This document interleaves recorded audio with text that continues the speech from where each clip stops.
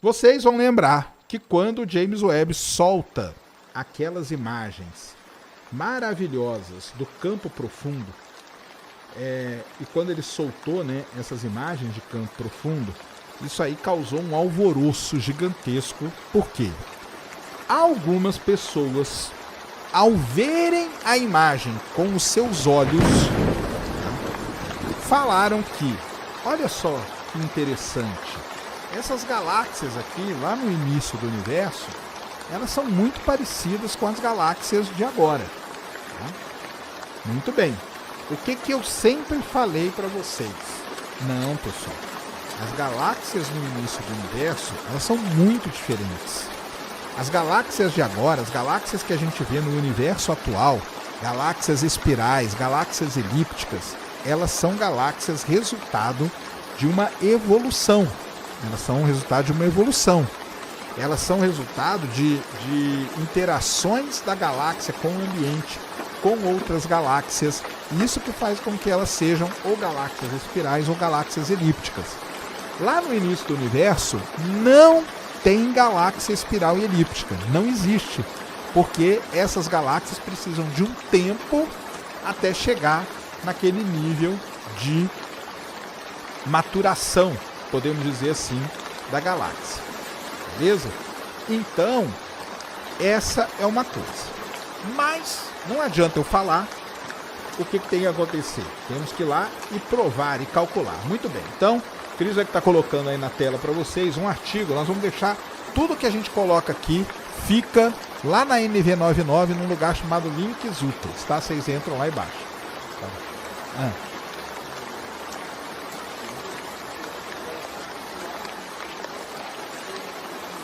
Boa. Tá.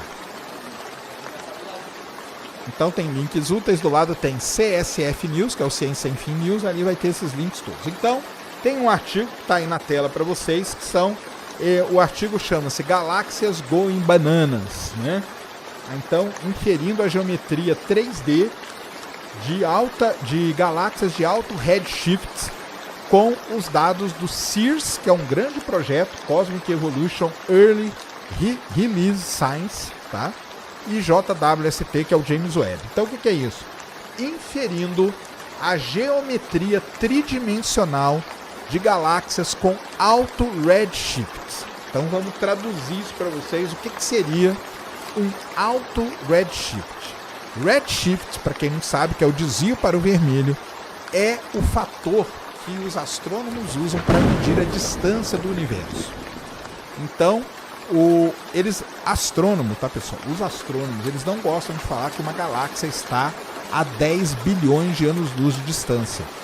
Ela não está, eles falam o Z, ou seja, eles falam redshift. Galáxias com redshift de 5, 6, 8, 10 são galáxias que estão muito no início do universo. Qual que é a diferença? Quando você usa o redshift, você está levando em consideração a expansão do universo. Quando você fala 10 bilhões de anos, é como se ela estivesse parada ali. A gente sabe que não está, porque o universo está em expansão. Beleza? Entenderam a primeira parte? Isso é muito importante. Entender o que é alto redshift. Entenderam? Então, beleza. Então, os pesquisadores pegaram aí as câmeras do James Webb, fizeram uma imagem muito legal, uma imagem de campo profundo, que a gente chama. Deixa eu ver se eu acho a imagem aqui. Bem, a imagem não vai estar aqui não, mas a imagem vai estar aqui. Eu vou passar para o Cris aqui e ele vai colocar aí para vocês na tela. Eles fizeram a imagem de campo profundo. Esse CEERS que vocês estão vendo aí, ele é o nome de um projeto, tá? Dentro do guarda-chuva do James Webb, existe um projeto chamado CEERS, Cosmic Evolution Early Release Science. Então ele fez essa imagem aí, ó. Essa imagem é que causa toda a confusão. Lembra que teve um pessoal que falou que o James Webb era pá de cal no modelo do Big Bang, porque ele estava mostrando que lá no início do universo as coisas são parecidas, parece que estava tudo pronto já? Muito bem. Esse artigo aqui mostra que não, que exatamente é tudo ao contrário do que foi falado. Não tinha galáxia pronta, tanto que a partir de um determinado redshift você não encontra galáxias nem espirais e nem elípticas, tá? Não encontra. E é isso que esse artigo está mostrando. Então essa aqui é uma imagem de campo profundo, que a gente chama. O que é uma imagem de campo profundo?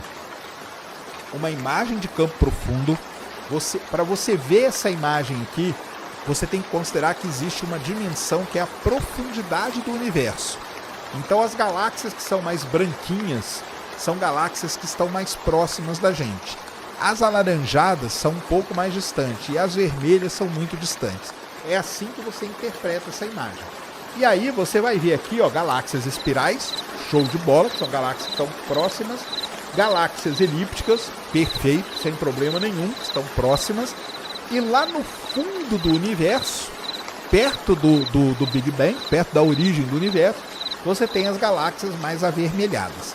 Quando os astrônomos pegaram essas galáxias avermelhadas e fizeram o estudo da sua geometria tridimensional, e aí como eles fizeram para fazer esse estudo? Vai lá no artigo, Cris. Que é aí que é um negócio interessante. Vai lá na página 14. Vai descendo aí. Porque uma coisa é você fazer com o seu olho. O seu olho não vale nada, cara. Sinto muito. Aqui tem matemática na parada. Então eles criaram aí, ó, isso aí é uma função objetivo, tá? É tudo fazendo por um modelo bayesiano. Aí teria que entrar em estatística bayesiana. Aí é um outro papo que eu não vou entrar aqui. Mas tem toda uma estatística por trás. Eles pegam aquelas imagens daquelas galáxias distantes, eles transformam aquilo ali em dado e jogam dentro dessa equação, e daí vai tirando qual seria a geometria tridimensional das galáxias. Eles chegaram à conclusão que lá no início do universo, as galáxias são muito alongadinhas, lembrando prancha de surf, ou elas são muito uma bola de vôlei, que eles chamaram, tá, de analogia, ou elas são ovaladas, tá? Então isso é uma primeira coisa que esse artigo mostra. Segunda coisa muito importante agora, prestem muita atenção que eu vou falar. Muito importante. A massa, se a galáxia... Lembra que o pessoal falou que a imagem que o James Webb era pá de cal. Acabou para o Big Bang, porque mostrou que as galáxias estão tudo prontas. Não estão. Não estão. Não só em forma, mas principalmente como massa. Todas essas galáxias do início do universo, elas têm muito pouca massa, elas são muito menos massivas do que as galáxias do universo atual. Isso aí é meio óbvio, né? Isso é meio óbvio. Tá? Por que é meio óbvio? Porque lá no início do universo você tinha sementes, aquelas galáxias seminais, que depois foram dando origem às galáxias maiores que a gente tem hoje. Galáxias mais desenvolvidas, galáxias mais estruturadas, sejam elas elípticas ou sejam elas espirais. Beleza? Então está aí o James Webb mostrando que está tudo de acordo com o que a gente sempre observou. Não é só o James Webb que observou isso. O Hubble, na famosa imagem do campo profundo do Hubble de 1995, já mostrava isso também. Só que agora as técnicas foram melhor desenvolvidas, o James Webb vê mais longe, mas ele mostrou então que no início do universo nós não temos nem galáxias espirais, nem galáxias elípticas, e as galáxias têm muito menos massa do que as galáxias atuais. Ou seja, não é pá de cal em nada. O James Webb não é pá de cal no modelo do Big Bang. O problema é que ninguém vai vir falar desse artigo. Esse artigo aqui, você só vê aqui no Ciência Sem Fim News, beleza? Então, esse aqui é o lance. Estão perguntando do emblema, né? Não temos emblema, tá? Nós não vamos ter emblema no Ciência Sem Fim News, cara. Por quê? Porque o emblema, ele demora algum tempinho ali para ficar pronto, alguns dias. E aí não daria, né? Eu teria que saber que notícia que ia falar. Tá bom? Beleza? Entenderam então? Entenderam? Você não pode, com o seu olho, olhar para aquela imagem e falar, olha aqui, ó, como tá tudo igual, como tá tudo elíptico. Você tem que medir o espectro primeiro para saber a distância. Primeira coisa é essa. Você faz, o James Webb, ele faz alguns estudos, tá, pessoal? O primeiro deles é fotometria, que é imagem. Aí você olha a imagem, você pode até falar, pela imagem isso aqui tá parecido com isso. Não tem problema nenhum. Aí você faz a espectrometria. Pela espectrometria você calcula o redshift, que é o Z. Pelo Z você vai ter a distância daquela galáxia, segundo o trabalho. Depois você vai lá e faz toda uma análise, como eles fizeram aqui, determinam uma função matemática, um modelo bayesiano, uma estatística pesada aí por trás, para então poder inferir qual é a geometria tridimensional da galáxia e chegar na conclusão que você não tem nem galáxia elíptica, nem galáxia espiral no início do universo. As galáxias do início do universo são muito diferentes das galáxias que a gente tem hoje. O que já era meio óbvio, mas está aí agora provado e comprovado. Beleza até aí? Piloto Clube mandou $4,99. Olá, sacane, sou piloto de avião e moro em Dallas e gostaria de participar do evento do Eclipse. Como não preciso de hotel, aqui quanto seria? Entra em contato Space Today, presta atenção galera, podem entrar aí na página spacetoday.com.br. Coloca aí pra nós, Cris. Quem quiser, spacetoday.com.br/eclipse24. Essa é a página onde você vai poder comprar aí o pacote. Vão ter palestras, vão ter passeios, vão ter um monte de coisa. E você entra aí para poder fazer todo o... Você pode, o pessoal da Giramundo, então a Lilian, o Eric, estão ajudando a gente. Você pode comprar passagem por eles, você pode não comprar passagem. O Pilot Club, no seu caso, eu tenho vários alunos que já moram nos Estados Unidos e não vão comprar passagem também, eles vão comprar só o pacote. Então, quem quiser, tá? Quem quiser ir para o Eclipse, são vagas limitadas. Vagas limitadas. Nós limitamos em 15 vagas. Já vendemos alguns pacotes e limitamos em 15 vagas. Por quê? Porque, cara, pode ser que aconteçam perrengues. E eu não vou ficar carregando uma galera junto comigo. Entendeu? Basicamente é isso. Mas 15 dá pra levar, a gente se organiza. Então, entre aí no site, tá? O Cris vai deixar aí na descrição.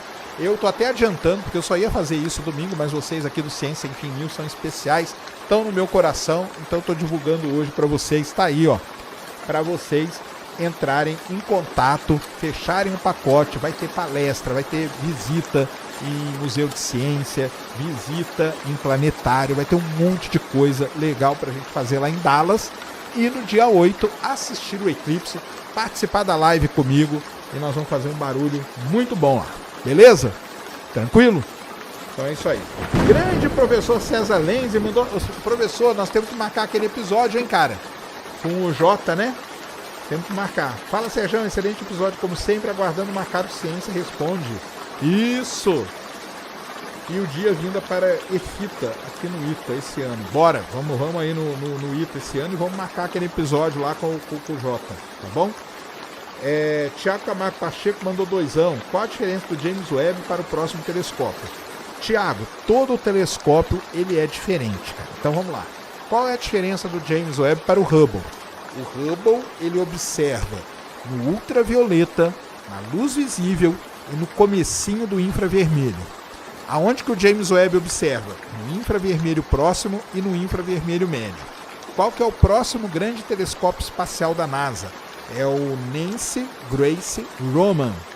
A Nancy Grace foi a mãe do Hubble, ela é considerada a mãe do Hubble. Ela trabalhou na NASA há muitos anos, ela era diretora do setor de astrofísica quando o Hubble foi criada a ideia do Hubble, tá? O Nancy Grace Roman, ele vai ter um campo de visão maior e vai atuar também em outras faixas ali do espectro. Então, cada telescópio é feito para complementar o outro e não para concorrer com o outro. Então, os pesquisadores eles pensam em complementar o espectro eletromagnético. Quanto mais você cobrir o espectro eletromagnético com instrumentos diferentes, melhor, porque você pode integrar tudo isso. Beleza? Lauro C mandou $10. Sérgio, achando muito legal a volta dessas news de ciência, igual você fazia no meu. Exatamente, cara. Para quem não sabe, né? Minha vida no YouTube começou fazendo isso aqui, cara. Eu fazia o Jornal Nacional da Astronomia, tá? Todo dia, 8 horas da noite. Explica pra gente o Blue Shift e se outras galáxias estão se aproximando além de Andrômeda. Claro que estão, cara. Tem várias galáxias, então vamos lá. O Red Shift, tá? Então é assim. O universo, a gente tem uma briga entre duas forças, vamos dizer. Uma delas é a gravidade e a outra seria a energia escura, tá? Basicamente são essas duas grandes forças que estão brigando no universo. Existem coisas que estão próximas da gente, que estão no que a gente chama de grupo local de galáxias. A Via Láctea, ela não pertence a um aglomerado de galáxias, ela pertence a uma coisa que a gente chama de grupo. Isso aí é uma especificidade dentro do estudo de galáxias. Um dia a gente pode até explicar isso para vocês. Mas enfim, dentro do grupo local a gente tem Via Láctea, Andrômeda, Galáxia do Triângulo, Pequena e Grande Nuvem de Magalhães e várias outras galáxias. Dentro dos grupos ou dentro dos aglomerados, quem manda é a gravidade. E aí o que pode acontecer? Uma galáxia pode se aproximar da outra, uma galáxia pode colidir com a outra, uma galáxia pode se afastar da outra. Andrômeda está se aproximando da nossa, tá?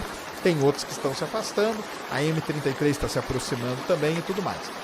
Quando você passa para o que os astrônomos chamam de universo na grande escala, aí quem toma conta não é mais a gravidade, aí quem toma conta é a energia escura. Sendo a energia escura, ela expande o universo. E ao expandir o universo, ela afasta as galáxias de nós. É o que a gente chama de redshift. Bom? É o que é chamado de redshift. Então, redshift, desvio para o vermelho, galáxia se afastando. Blue shift, desvio para o azul, galáxia se aproximando. Bom? O Júlio César está perguntando aqui o que foi o projeto Blue Book. Cara, o projeto Blue Book foi uma das primeiras tentativas do governo americano de pesquisar seriamente o fenômeno ufológico. Tá? Então ele destacou ali uma galera, tanto no FBI, na CIA, nas Forças Armadas, para investigar aparições, possíveis avistamentos, possíveis abduções. Então foi criado um negócio chamado Projeto Blue Book, que ficou em segredo durante muitos anos, mas hoje ele já está liberado. Você baixa aí todo o Projeto Blue Book. Eu acho que até o Uri Geller, lembra do Uri Geller? Um entortador de garfos, ele foi investigado pelo Projeto Blue Book. Ele foi investigado, tá bom? Edmar mandou dezão aqui. Deixa eu ver aqui, Edmar, o que você está perguntando. Sérgio, de tudo que já foi coletado, já podemos descartar que algum outro sistema seja perfeito, igual ao sistema solar, ou ainda estamos à procura? Sou membro do Space Today. Grande Egmar, obrigado aí por ser membro do Space Today, cara. Não, cara, não foi descartado, não. Tanto que nós já descobrimos o sistema Trappist, que tem 7 exoplanetas, é quase um sistema solar, né? O sistema solar tem 8. E sistemas com 5, 6 planetas, e devem ter muito. Isso que a gente vê, né? Porque pode ter planeta bem pequenininho que a gente não vê. Então tem muita coisa a ser descoberta ainda. Tá? Beleza, então. Então entenderam o lance das galáxias do James Webb? Show de bola? Tranquilo? Muito bem. Então vamos para outra notícia do James Webb. Hoje vai ter muito James Webb aqui para você. A outra notícia é a seguinte. O James Webb, ele estuda o universo profundo, como a gente viu ali, mas ele estuda coisas muito mais próximas, tá? E muito mais até bonitas de se ver. Então, ele fez um estudo recente, estou colocando aí para o Cris colocar aí na tela para a gente. Ele fez um estudo recente de 19 galáxias espirais que estão voltadas, que estão de frente para nós, tá? As imagens são sensacionais, tá? As imagens que o James Webb fez são sensacionais. Primeiro, né? Por que ele fez isso?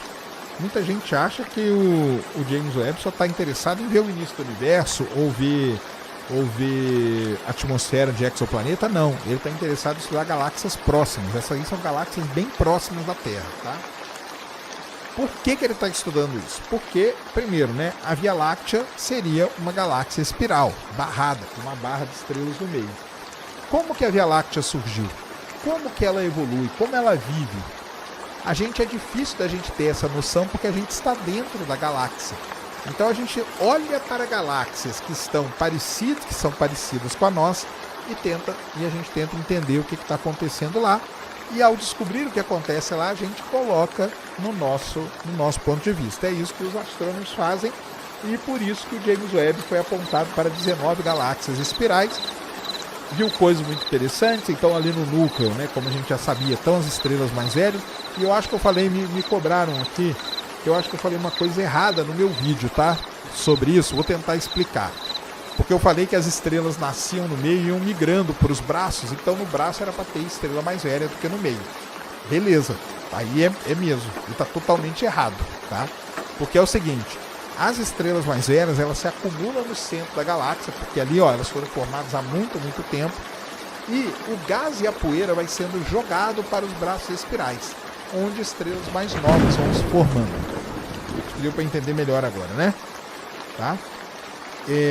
Então, o James Webb faz isso. E uma coisa muito interessante que ele descobriu, eu acho uma imagem aqui para colocar, estudando essas galáxias aí, ele descobriu um negócio espetacular. Espetacular mesmo. O que ele descobriu? Ele descobriu uns buracos. Ele descobriu uns buracos dentro das galáxias. E esses buracos... essa aqui não é outra. E aí, o que seriam esses buracos? Você vai ver que tem uns buracos mesmo, um buracão. Parece que não tem nada. E aí eles chegaram à conclusão, sabe o que é? Sabe o que é esses buracos? São estrelas gigantes, né? Deixa eu colocar essa imagem, vou colocar aí. Então você vai ver nessa imagem aí uma galáxia espiral e no meio ali da galáxia, ó, tá vendo? Tá cheio de buraco. Pode ampliar aí, pode ficar maisinho para ampliar. Vai ficar grandona, não tem problema. Aí, pode deixar grandona. Aí sobe aí um pouquinho o cursor aí. Você vai ver aí, ó, que tem esses buracos aí. Tá vendo esses buracos? Então, o que seriam esses buracos? Esses buracos seriam locais onde supernovas explodiram. E aí, quando elas explodiram, elas varreram o gás e a poeira dali e ficou esse buraco. Tá vendo? Então, isso foi uma descoberta que o James Webb fez estudando essas 19 galáxias espirais. Para isso que ele fez um trabalho assim, realmente sensacional, além de ser um trabalho bonito, né? Porque as galáxias são muito bonitas, também um trabalho com muito interesse científico, que é você entender esses buracos onde formaram supernovas e entender a distribuição do gás e da poeira nas galáxias, porque o James Webb, operando no infravermelho, ele consegue penetrar no gás e na poeira e assim você tem uma ideia de como essas galáxias se formaram, como que essas galáxias evoluem com o passar do tempo. Tá bom? Então tá aí, ó, mais uma notícia aí, fresquinha, legal, do telescópio espacial James Webb para vocês. Show? Até aí, tá tranquilo? Como eles conseguem saber disso? Boa, Renato fez uma excelente pergunta. Cara, então como que eles conseguem saber? Eles estudam, né? Eles estudam. Então, dentro da astronomia, Renato e para todo mundo, acontece a seguinte situação, cara. Vai ficar mais claro na hora que eu for falar da outra notícia aqui do James Webb, mas eu já explico. Você observa alguma coisa, observou. Então aquilo ali é o seu dado, que a gente chama de dado hard, tá? Não tem como você escapar daquela informação que foi observada, que foi detectada e tudo mais. Para você entender, você cria modelos computacionais. E esses modelos computacionais, eles vão ter que chegar naquele resultado que você viu, afinal de contas você viu aquilo. Então, os modelos computacionais, eles vão sendo ajustados, os parâmetros, para chegar naquilo que você observou. E quando você faz esses ajustes, você está, então, entendendo como que foi o processo dela chegar até ali. Beleza? Entenderam o que eu falei? Ou falei muita besteira? É isso, né? Então tá bom. O Rogério Kuroki mandou aqui. Sérgio, existem planos para criar mecanismos de observar asteroides interestelar? Tá o Vera Rubin, cara. Tá o Vera Rubin Telescope. o próximo grande observatório aí no Chile, ele vai ter a capacidade de vasculhar o céu. E nisso de vasculhar o céu, a esperança dos astrônomos é que ele descubra um objeto interestelar por mês. Tá? Um por mês.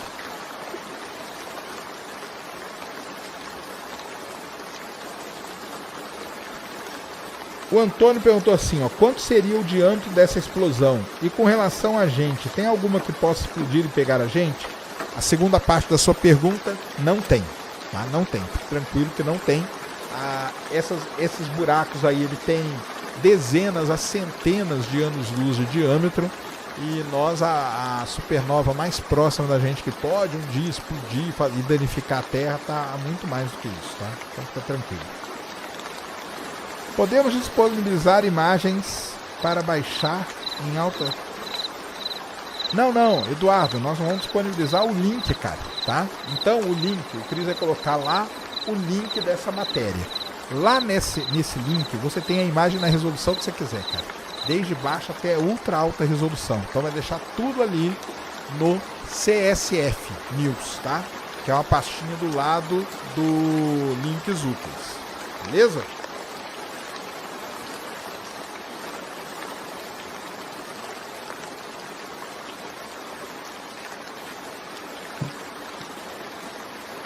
Boa. Colocou o link aí no chat, você pode baixar essas imagens na resolução que você quiser. O Júnior Bosco, tem alguém fazendo telescópio melhor que o James Webb? Então, cara, é aquilo que eu expliquei, né? Os telescópios, eles não têm o interesse de ser melhor, mas sim diferente. Tá bom? O Nancy Grace Roman, que eu falei pra vocês, ele é um telescópio diferente do James Webb. Pode ser melhor? Depende do que você vai observar com ele, ele vai ser melhor que o James Webb, tá?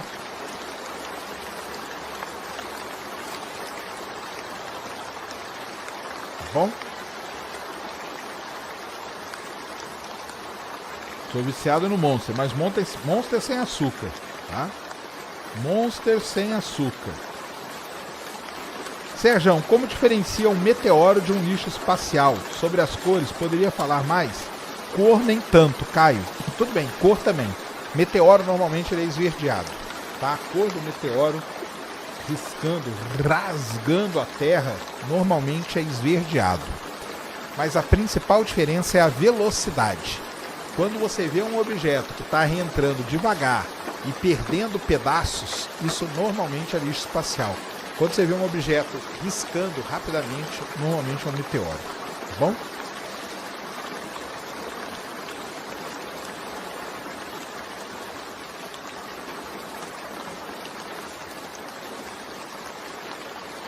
Eliane Isidoro, você tem quantos anos de carreira na astronomia? 0 anos. Não tem, minha carreira não é de astronomia, tá? No que eu me formei? Aonde eu me formei? Eu me formei na USP em Geofísica. Fiz mestrado em Engenharia do Petróleo na Unicamp e doutorado em Geociências na Unicamp. Eu não sou astrônomo, não sou astrofísico, nunca estudei astronomia de forma, vamos dizer assim, acadêmica, tá? Eu sou um curioso, leio muito sobre astronomia, leio, estudo. Pode dizer que é um estudo desde ali de 1986, quando o Halley passou, tá bom? Mas minha carreira na astronomia são 0 minutos. O Emerson, Sérgio, cheguei agora. Como funciona esse programa novo do Ciência Sem Fim? Funciona o seguinte, cara. Eu separo as notícias, vou comentando ela aqui com vocês e vocês vão perguntando. Tá bom? Por que não existem planetas verdes? Eita, como assim? Você é palmeirense aí? Pra ficar preocupado com isso? Planeta verde? Cada um, não tem nada a ver. Como... Não tem planeta, cara. Planeta que a gente conhece são só os do sistema solar. Os exoplanetas, a gente não sabe a cor deles, tá? Pode ter verde? Pode, dependendo, ué. Não tem problema nenhum.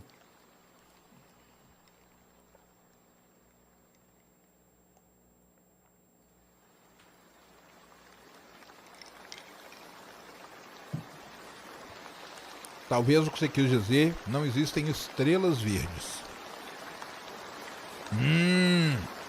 Estrelas verdes. Por que não existe?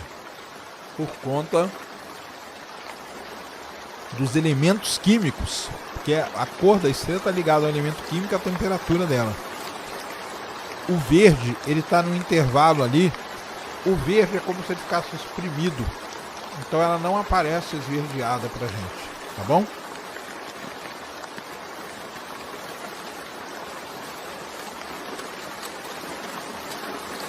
Estão gostando da live de ciência, Carlos, de notícias? Que bom. Então nós vamos continuar assim, tá? Por que o dia solar tem durações diferentes e mesmo assim não atrapalha o nosso dia a dia? Porque o ser humano criou uma convenção, cara. Então a gente convencionou o dia ter 24 horas. Mas aí quais são os problemas que surgem? Nós já conversamos com o Pena sobre isso. Surge o problema de um mês ter 30 e o outro ter 31 dias. De 4 em 4 anos você precisa criar um dia novo no mês de fevereiro. Por que é no mês de fevereiro? Sei lá, escolheram, entendeu? Então, assim, mas nós convencionamos. Se a gente fosse seguir o dia solar, seria loucura. Seria loucura. Precisou ter uma convenção, tá?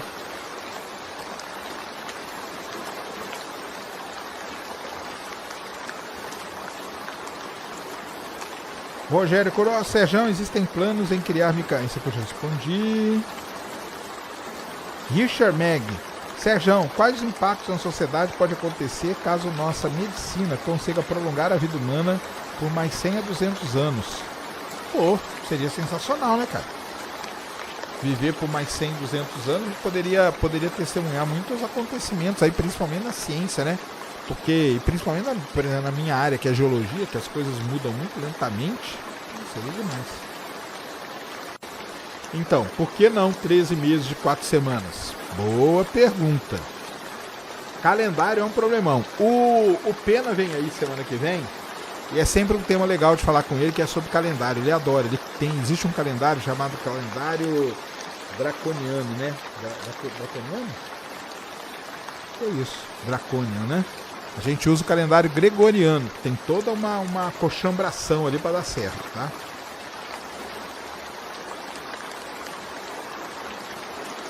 Por que o Sérgio ficou incomodado com a pergunta do Planeta Verde? Porque o Planeta Verde é do palmeirense. É por isso. Beleza, então. Tem pergunta aí na plataforma, Cris? Ixi, o problema é se eu conseguir ler daqui.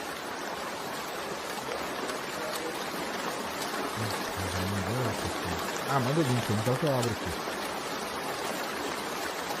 Quando você acha que o homem volta para a Lua? Eu acho...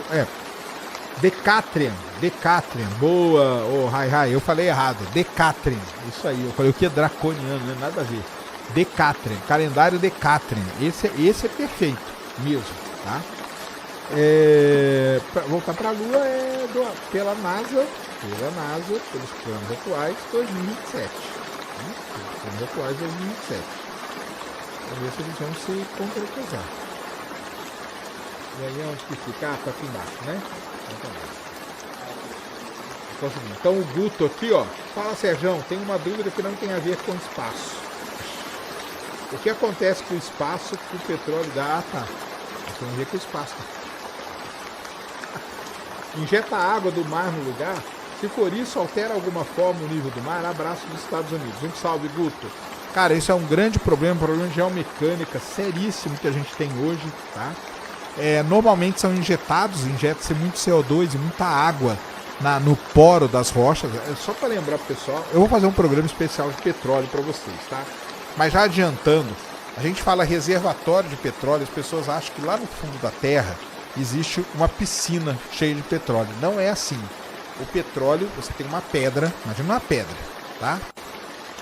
Essa pedra é cheia de furinhos bem pequenininhos, que a gente chama de poros. É como se fosse uma esponja. A gente coloca o poço ali e puxa, suga aquilo lá igual um canudinho, tá? E aí normalmente a gente coloca água, coloca CO2, aí tem várias coisas que são injetadas nos reservatórios hoje, beleza? Mas, porém, todavia, entretanto, em alguns lugares isso está causando problema. Na Noruega, se não me engano, é no campo de Ekofisk, na Noruega, ele desceu alguns metros as plataformas por conta disso. Isso é um problema seríssimo, está sendo investigado, tem muita grana envolvida aí para se estudar. É um problema de geomecânica aí sério que a gente tem na produção de petróleo, viu, Guto? Valeu demais, cara. Um grande abraço. E o Falcon 6X, obrigado, Sérgio. Valeu, tamo junto aí também. Mandem pergunta na plataforma, cara. Lá você pode mandar áudio e vídeo. Pode mandar áudio e vídeo. Sérgio, o James Webb está muito longe da nossa que constelação? O James Webb está a 1,5 milhão de quilômetros de distância da Terra, num lugar chamado Ponto de Lagrange L2. Tá? Por que no inverno o Sol está aparentemente mais perto da Terra e está frio e no verão? Boa pergunta. Sabe por quê, cara? Porque o frio e o quente na Terra não tem nada a ver com a distância do Sol, e sim com a inclinação do eixo de rotação da Terra. LDSK mandou doisão, um abração para você e para o chat tóxico.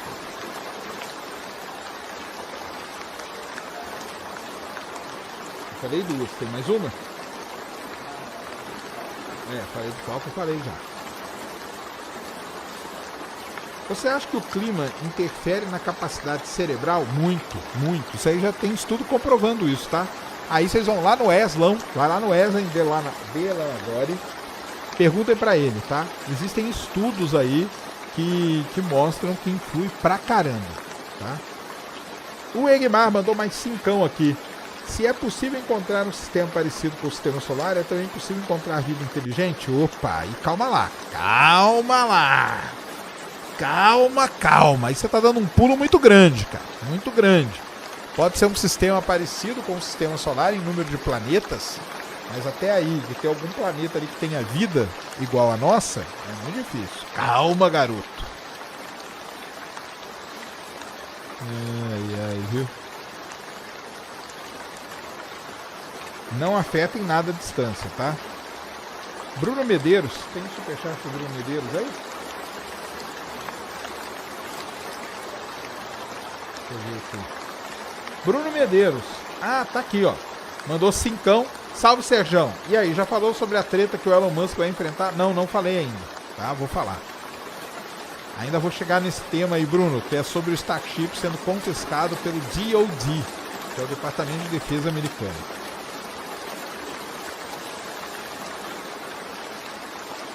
Fernando, Sérgio, primeira vez que assisto seu canal. Obrigado, cara. Seja bem-vindo. Espero que goste aí do conteúdo. E volte sempre.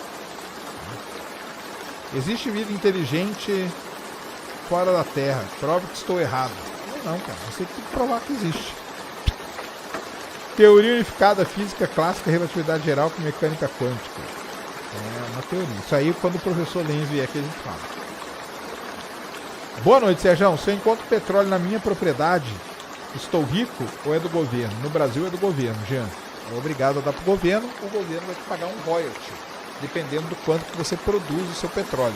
Primeiro o governo vai lá, vai avaliar o que você achou, para ver se é economicamente ativo. Sendo economicamente ativo, é criado um plano de produção e nesse plano você ganha um royalty sobre o que foi encontrado no seu terreno.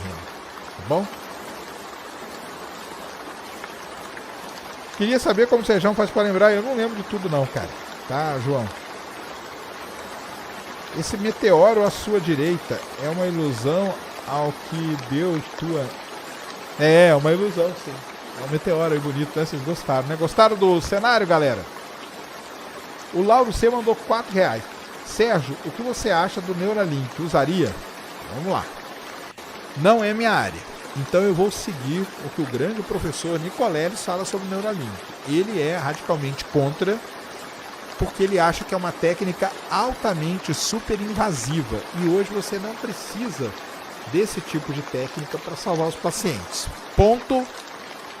Outra linha, parágrafo, travessão.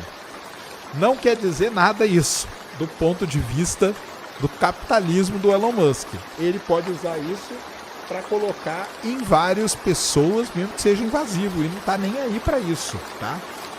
E se eu usaria, se eu não tivesse necessidade, eu ia usar para quê o Neuralink? Para quê?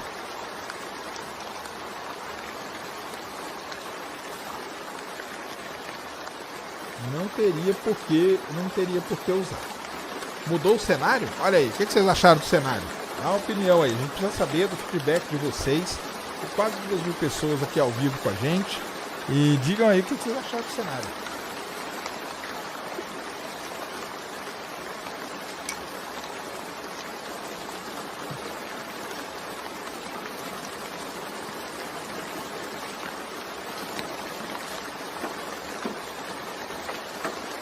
Estamos no mesmo estudo de Ciência Sem Fim, cara.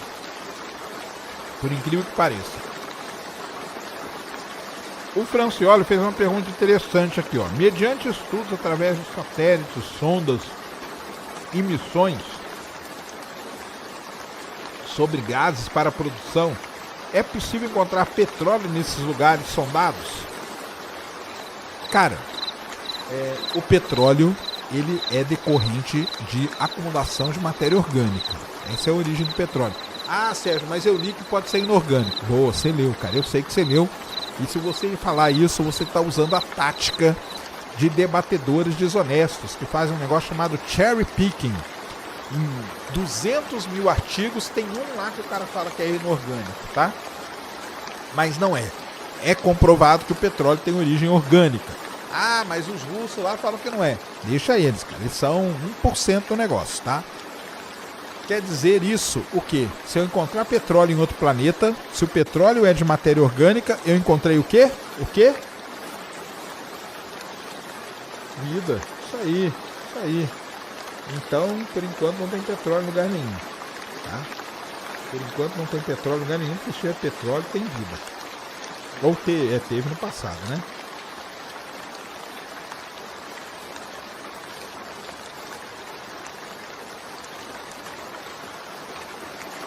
Fernando Santos, Sérgio, me informa aqui, todo dia seu programa, igual Olhar Digital? Não. O Ciência Sem Fim, ele é feito de quarta, quinta e sexta, tá?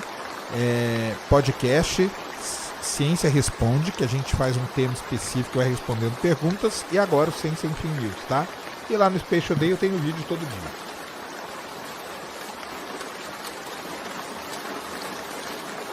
Beleza? Então, tá tranquilo. Então, do James Webb nós falamos das galáxias e falamos também só de galáxia até agora, né? Então vamos falar aqui, ó, para fechar aqui o tema, James Webb. Eu até fiz vídeo hoje lá no Space Day sobre isso, que é muito legal, que é o rabo de gato cósmico. James Webb descobriu um rabo de gato cósmico. Eu vou mandar aqui para o Cris para ele colocar aí para vocês. É um negócio muito interessante que o James Webb descobriu. Então, o que acontece? O James Webb, de novo, né? Ele tem vários objetivos: estudar o início do universo, estudar a atmosfera de exoplanetas, estudar galáxias próximas. E um outro objetivo do James Webb é estudar a formação de planetas. Então ele é apontado para estrelas muito novinhas que possuem um disco protoplanetário. Dentre essas estrelas, existe uma estrela que ela é muito famosa dentro desses estudos de exoplanetas, de formação de planetas. A estrela se chama Beta Pictoris. Beta Pictoris quer dizer o quê? Que ela é a segunda estrela mais brilhante, Beta, da constelação de Pictoris, que fica até aqui no hemisfério sul. Essa estrela, dentro do estudo de exoplanetas, ela é muito importante porque foi ao redor dela que se fez a primeira imagem direta de um exoplaneta. Tá? Então, ela é uma estrela sensacional. Dá uma baixadinha aí, Cris, só para mostrar um negócio para o pessoal. Vocês estão vendo aí, então, ó, só para explicar o que é a imagem. O que está em preto aí no meio é a estrela sendo tampada por um anteparo ali do James Webb, porque ele não quer ver a estrela. E aí você tem o disco dela aí, ó. Tá vendo? Tudo isso aí que você está vendo brilhando na imagem é poeira, é gás que vai dar origem a outros planetas. Até aí tudo bem. Foi feita imagem dela com o Hubble, estava tudo bem. Com o ALMA estava tudo bem. Tudo tranquilo. Até que veio o James Webb e fez essa imagem que vocês estão vendo aqui. Essa imagem foi feita com um instrumento chamado MIRI, que é um instrumento do infravermelho médio. E quando a imagem foi processada, olha o que me aparece ali, ó, no finzinho da imagem. O disquinho, não está só o disquinho aqui. Apareceu um rabinho ali, ó, um rabicozinho ali. Aquele rabinho ali, o pessoal tá brincando, tá chamando do rabo de gato. Ó. Não parece que tem um gato escondido ali, com o rabo para cima? É aquilo que eles chamaram de rabo de gato. Muito bem. Tudo isso aí não quer dizer absolutamente nada, tá? É só a brincadeira que os astrônomos fizeram. O que tem de importante nisso aqui? Então é o seguinte. Os astrônomos já sabiam que o processo de formação planetária tem algumas coisas que são fundamentais. Uma delas é ter colisão de objetos. E quando você colide um objeto no outro, você gera uma nuvem de poeira. E aí você vai limpando, você vai gerando outros, vai colidindo e tudo mais. Porém, nós nunca chegamos a observar uma evidência disso. Muito bem. Quando os astrônomos pegaram essa imagem aí da Beta Pictures, que tem esse rabinho aí, esse rabo de gato que eles chamaram, qual que é o próximo passo? Lembra que eu falei para vocês? O próximo passo é ir nos códigos computacionais e ver se isso aí se adapta a algum modelo de crescimento, de evolução planetária. Muito bem, eles foram lá, fizeram vários cenários, simularam vários cenários e descobriram uma coisa muito boa. O que é? Que na verdade aquele rabinho ali, ele é resultado das interações entre essa rocha e essa poeira. Então nesse disco aí elas ficam colidindo o tempo todo, de modo a que abandonaram o aparecer ali, né, nas coisas e foram pro lado desse rabo aí de gato, tá bom? Então isso aí é o famoso rabo de gato da Beta Pictures, filmado pelo quem? Fotografado aí pelo MIRI, que é o instrumento do infravermelho médio do James Webb. Bom, então eles pegam, fazem os cenários, através dos cenários eles vão eliminando. Isso aqui não deu certo, isso aqui não deu certo, e chegaram no cenário que melhor explica isso, que são as colisões e a produção de poeira de forma esporádica dentro do protoplanetário. Show de bola?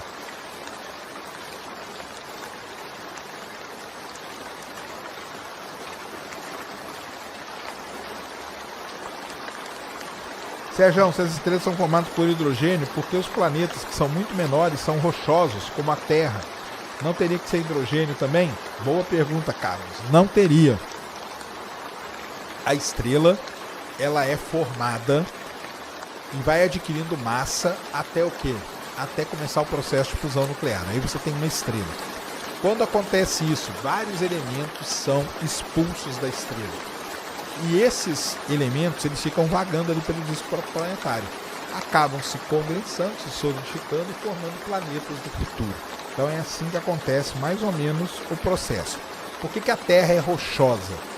E por que os planetas mais externos não são? Porque a Terra estava perto do Sol quando aconteceu a sua formação e os elementos voláteis, vários elementos leves foram varridos daqui. Certo? Porque o Sol estava emitindo muita radiação, varreu os elementos mais leves para longe. Aí foram parar lá em Júpiter e Saturno, por exemplo. E a Terra ficou com os elementos mais pesados, que deu origem ao planeta rochoso. Bom?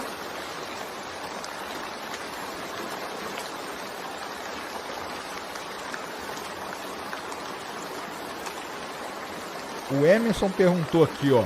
Curiosidade, você tem alguma informação que você não pode falar sobre astronomia? Informação é pública. Agora, tem uma coisa. Normalmente, eu recebo antes os comunicados de imprensa. Então, eu já sei o que o Alma vai falar semana que vem. Eu já sei o que vai ser publicado no ESO semana que vem. Isso fica numa coisa que a gente chama de embargo. Fica embargada a notícia. Eu não posso chegar hoje e publicar a notícia, porque ela está sob embargo. Se eu publicar, o que acontece? Perco credibilidade e eu vou ter que sair fora do grupo que recebe antes. Então, para mim tá tranquilo, tá? Que nem filme, que nem jogo. Lembra do Starfield? Que ele estava embargado, os meninos já tinham feito vídeo e tudo mais, mas não podiam soltar. Na hora que cai o embargo, começam a soltar um monte de coisa. É sempre assim. Tá? Rafael Capeto. Boa noite, Sérgio. Tenho uma dúvida. Por que os nossos telescópios espaciais conseguem tirar fotos de estrelas e galáxias distantes mas não consegue tirar foto dos planetas que estão... Ué, quem disse que não? Ué, Rafael, tá maluco, cara? Aguenta aí, Rafael. O Rafael disse que o James Webb não tira foto dos planetas que estão no nosso sistema solar. Então, Rafael, terei que te refutar ao vivo, cara. Vamos aqui, ó. Uma das últimas imagens feitas pelo telescópio espacial James Webb foi essa aqui, ó. Vou colocar na tela em um segundo. Olha aqui, ó. Urano, seus anéis e suas luas. Então, como você vem falar um negócio desse pra nós, cara?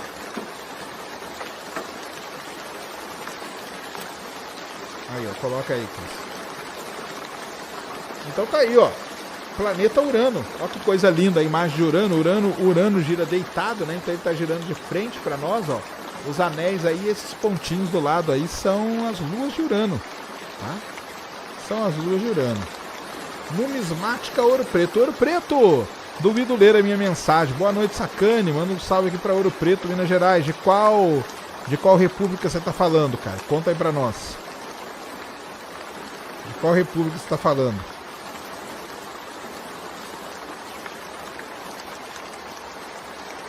Refutado ao vivo. Eu tô brincando, viu, cara? Mas ele tira assim, ele já tirou foto de Marte, de Júpiter, de Marte, Júpiter, Saturno, Urano e Netuno, tá? E de Plutão também. É verdade que a fita cassete... Não.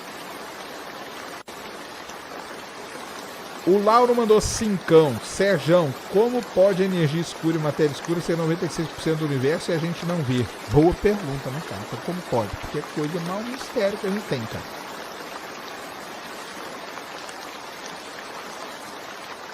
Como o planeta gira deitado, what? Então, Fernando, Urano, o planeta Urano, lá no início do sistema solar, que tinha muita colisão de objetos, ele sofreu uma pancadona. Nessa pancada que ele sofreu, ele inclinou e hoje ele gira deitado, tá, cara? Sérgio, gostou da palestra de ontem? Palestra de quem? Do Edson? Gostei, cara. Gostei. Não deixa eu falar muito também, mas tudo bem. Eu não ligo, não. Sou famoso nativo. Ah, caramba, isso é educação física na UFOP. Adoraria fazer astronomia.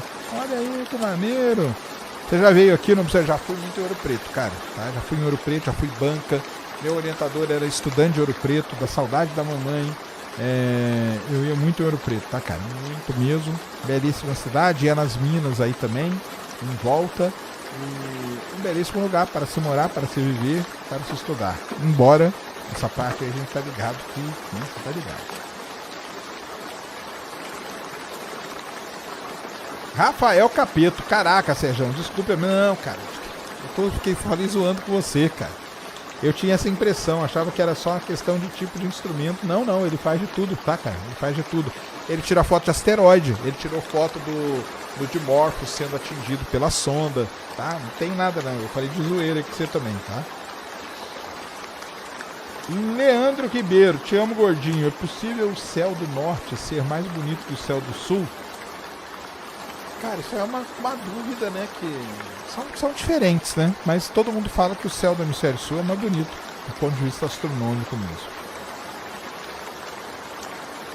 Tenho a impressão que o céu daqui é mais perto. Mais perto? Não. Aqui em West Palm Beach, Flórida, aguardando o próximo lançamento. Quando será? Dia 6, se não me engano. A grande Rosana Fonseca, um beijão pra você. Professor Serjão, colega André de chat do Felipe Raime me indicou nesse nome pro ET. Goiabinha! Aí, ó, pode ser Goiabinha. Goiabinha é legal. Como que o pessoal consegue atualizar o sistema da Voyager 2 tão longe? Eles mandam o comando, cara. E o comando vai demorar pra chegar, mas vai chegar, tá bom? O que você acha do sinal WOW? Eu não acho que... Eu acho que foi o lance da Floresta Negra. Que foi aquele balançar da árvore para ver se tinha alguém. Tá? Foi isso aí o sinal WOW.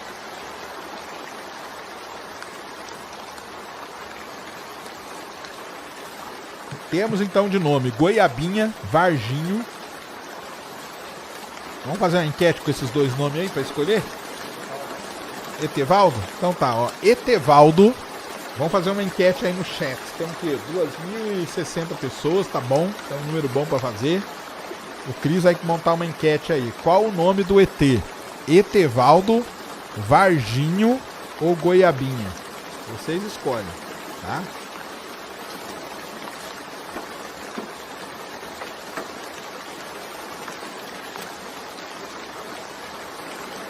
O petróleo surgiu de plâncton e fitoplâncton, isso mesmo, que era mais abundante no isso mesmo. Porém, entre essas rochas de petróleo pode ser encontrado fósseis.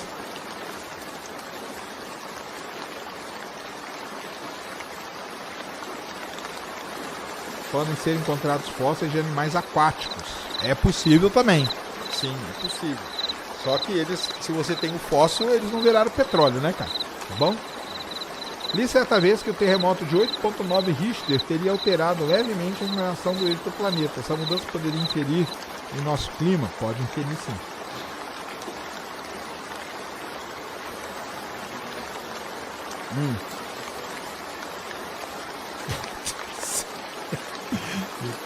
É bom mesmo. Paulo César mandou 27,90. Sérgio, como as ondas gravitacionais e os neutrinos podem ajudar a desvendar a matéria escura? Ótima pergunta, cara. É o seguinte, existe hoje dentro da astronomia um negócio chamado astronomia multimensageira. O que quer dizer multimensageira? É o mensageiro que traz as informações. Hoje a gente tem a energia eletromagnética. Energia não, radiação eletromagnética, tá? Os neutrinos é uma outra parada. Os neutrinos, como eles podem ter se formado lá no início do universo em abundância, eles podem guardar o segredo da origem da matéria escura. Tá? Eu fiz uma publicação lá no Space Day Plus para a galera que assina. E as ondas gravitacionais também. Porque as ondas gravitacionais, se você começa a detectar elas pelo universo, você pode medir a distribuição da matéria escura. E tendo essa distribuição da matéria escura muito bem medida, você pode chegar na sua origem. Então, é muito interessante.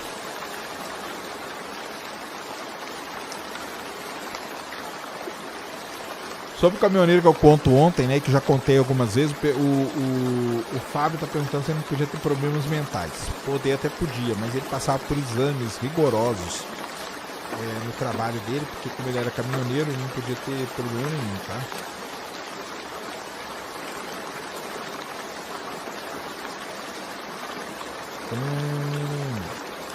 Beleza.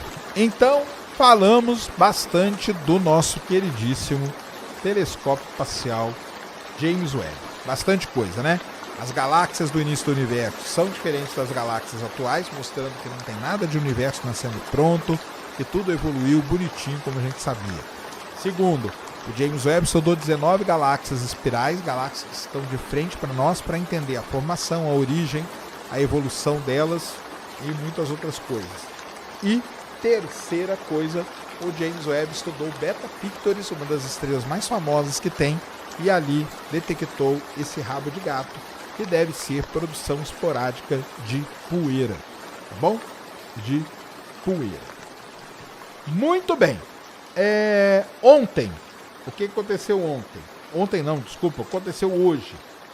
Hoje passou pela Terra o asteroide, não sei se vocês ficaram sabendo, 2008 OS-7.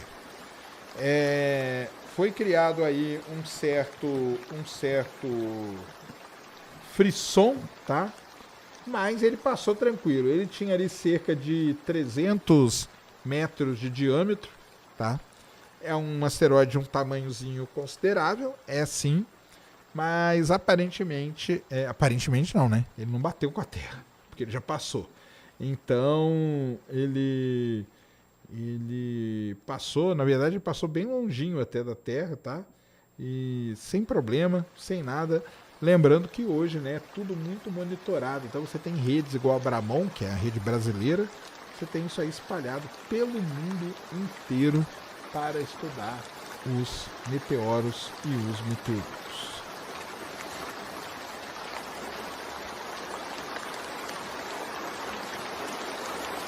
Isaac BTT mandou vintão. Fala, Sérgio. Eu e minha noiva somos estudantes de física na Federal do Paraná. Opa! Muito feliz de ver você em peso na divulgação científica no Brasil. Estamos bem representados. Pouco conhece César Lattes. Eu acho que o César Lattes até era um cara bem top, viu, cara? Kevin Pitinelli mandou 10,90. O que há dentro do buraco negro? Descobriu igual novo. Também acho.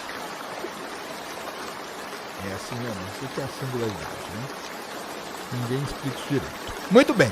Então, o asteroide passou aí, alguns lugares filmaram, nem vale a pena, porque nem dá pra ver, cara. É um pontinho que você vai ver só ali. Só que se ele batesse na Terra, ele faria um estrago de escala, de proporção, né? Vamos dizer assim. Talvez continental. Eu acho que não seria o fim da humanidade.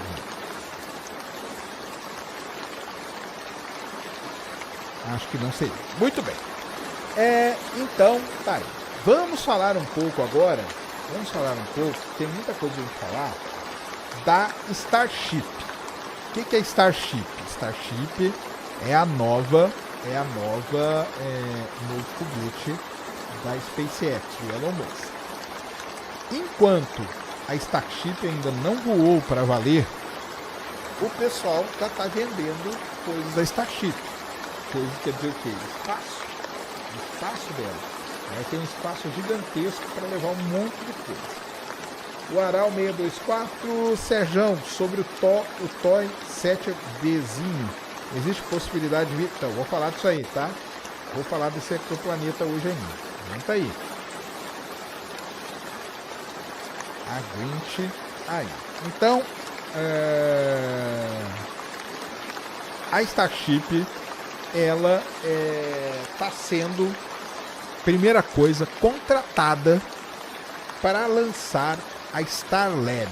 O que é Starlab? Para quem nunca ouviu falar, Starlab é uma estação, será uma estação espacial comercial. Cara, e o Starship ele é tão grande que a estação inteira caberia dentro do compartimento de carga do Starship. A ideia deles é irem levando módulos, então você tem lá a estação toda montada. Você precisa desmontar ela para criar uma nova. Então você chega com um módulo novo, acopla, depois você tira aquele módulo velho e queima ele na atmosfera, não deixando ele como lixo espacial para as próximas gerações. Então, isso aí é o que acontece nessa questão de lixo espacial e de treinar. Treinar para ir para o espaço, cara, é muito difícil.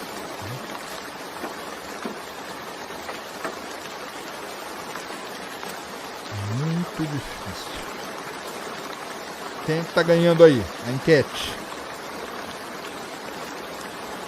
41 pro Varginho, 31 pro Goiabinho. E 28 pro Etevaldo. O Etevaldo tá chegando aí, ó.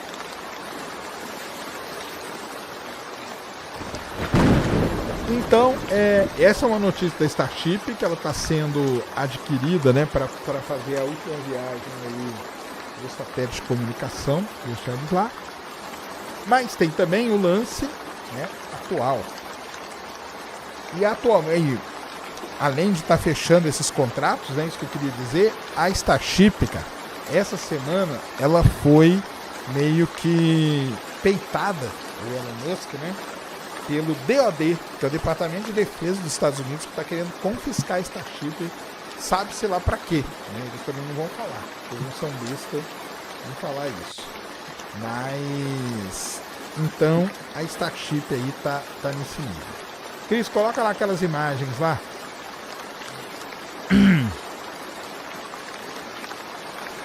Então, é que eu mandei no grupo lá, né, no WhatsApp.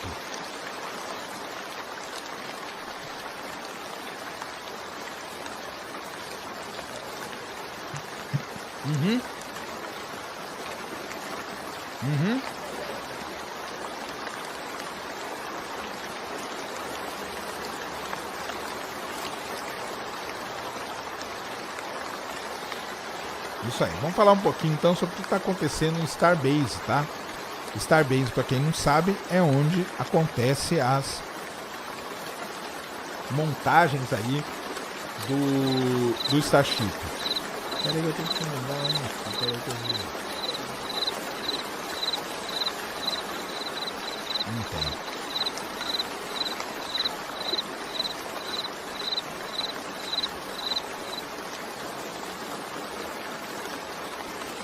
Então é o seguinte, a SpaceX ela fez 2 testes, né? O IFT que eles chamam, IFT-1, que é o Integrated Flight Test número 1, e depois fez o IFT-2, dia 18 de novembro, que eu estava lá transmitindo para vocês e tal. Muito bem, a produção de foguetes continua insana ali em Starbase. Então, como vocês estão vendo aí nessa foto, vocês estão com 4 chips. Se não me engano é o 26, o 28, o 30 e o 32. E ali do lado um booster, que seria o Booster 4. Isso aí já está pronto. Eu te mandei uma outra foto agora. Bem bonita aí.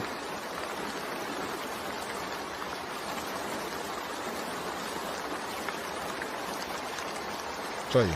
Põe ele pra gente. Uma foto muito legal, feita pelo canal RGV, o canal que sobrevoa o Starbase todo dia, fazendo imagens e tal. Eu queria jogar aí na tela para vocês, que é basicamente essa mesma imagem que a gente está vendo aí, mas de cima. Aí, ó. Então tá ali, ó. Os 4 chips, tá vendo? 26, 28, 30 e 32. E ali do lado o booster, o B4. Qual que será o próximo voo, né? Qual que será o próximo voo? Então, o próximo voo o próximo voo da Starship é o seguinte: vai ser feito entre o booster, o chip 26 e o booster 10, tá? Então, o chip 26 e o booster 10 é que vão fazer o próximo lançamento. Mas eu não falei do booster 10, porque aquele booster que está ali é o booster 4, né? Então, o que acontece é o seguinte, cara, é muito complicado tudo ali em Starbase, que as coisas ficam mudando muito rapidamente de lugar, de um lugar para o outro, e assim vai. Eu mandei uma foto aí no grupo do WhatsApp, pega lá, deixa eu mostrar um negócio. Então, cadê o booster que vai voar com o Starship com SN26? Cadê ele? Ele existe, tá? E ele está pronto também. E ele está lá dentro do que a gente chama de High Bay.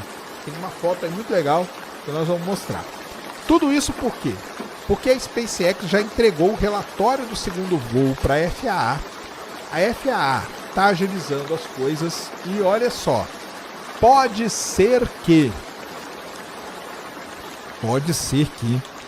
tenhamos Starship no IFT-3.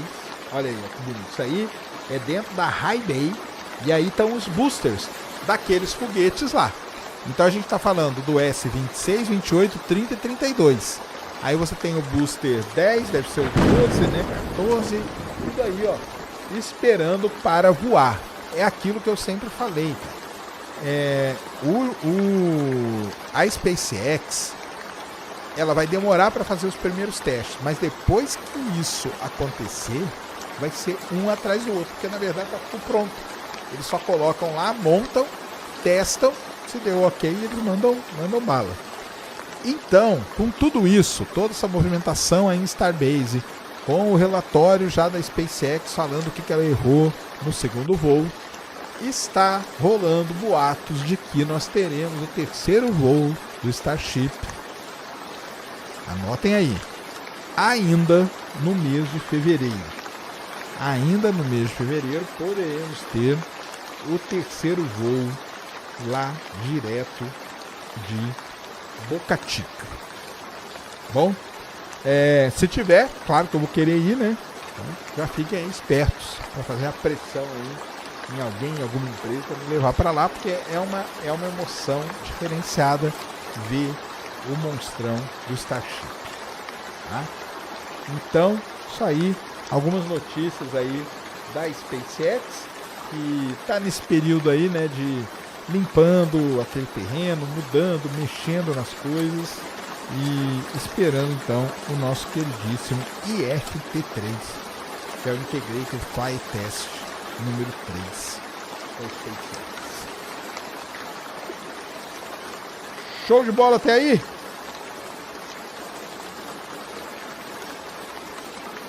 Daniela Max, leia o Livro dos Espíritos, de Allan Kardec. Aí, boa dica. Eu acho que eu já li vários capítulos. Fala sobre o Corinthians. Sobre o Corinthians eu não vou falar aqui não, cara. Marcelo Quirino mandou 5. Sérgio, adoro seu trabalho. Sou psicólogo em Macaé. Não acredito, cara. Não acredito. Você não tem medo da exploração de L3 na Lua? Eu não, eu vou ficar aqui na Terra quietinho. Tem que ter medo que... Não vai diminuir a massa não, tá, cara? Que legal, cara. Você trabalha então em Macaé. Olha só. Muito bom ter alguém de Macaé no chat tóxico aqui da live, tá? Valeu mesmo. Você que é psicólogo, vai dar um jeito nessa galera aí, cara. Dá um jeito aí nessa galera aí. E o booster que foi usado 19 vezes, você pagou, né? Pô, pagou, cara. Tá? Então, tá aí algumas notícias da Starship. Aí, vou fazer um jabazinho aqui, ó, muito legal. Existem grupos, tá? De discussão. Na verdade, não é discussão, porque você entra e fica calado lá, nem tem como você mandar mensagem. Só quem é ADM, só quem é escolhido pelos ADMs é que pode mandar mensagem. Esse grupo ele é muito legal, a gente fica o dia inteiro, ele está sempre sendo atualizado com notícias, com imagens e tal. Então o Cris vai deixar aí na descrição, joga aí no chat pra galera, tem 2, tá? Um primeiro é de atualizações espaciais, esse aí é mais geral, e tem um segundo, que ele vai jogar aí também, que seria aí da questão do Starship, é focado no Starship. Um é de atualizações gerais do espaço. E o outro é focado no Starship. Tá bom? Então tem 2 grupos aí. Vocês entram, não tem problema, galera. O grupo só fala quem é ADM e é só falado coisas relacionadas ao espaço. Então entrem aí nesses grupos, fiquem lá, porque é muito legal mesmo, tá? Vocês recebem informações que vocês não veem em lugar nenhum. Não veem em lugar nenhum.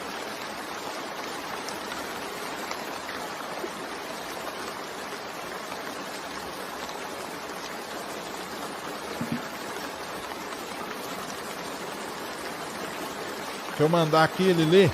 Leio. Fala aí, Giovanni. Tô lá sempre pescando. Grande rolê no espaço. Ah, cara, vou falar contigo. Entra aí.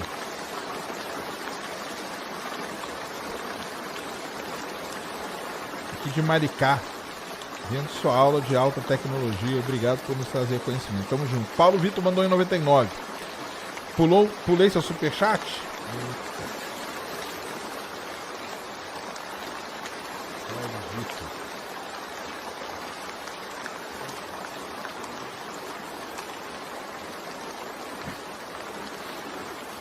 Manda aí, superchat, Paulo.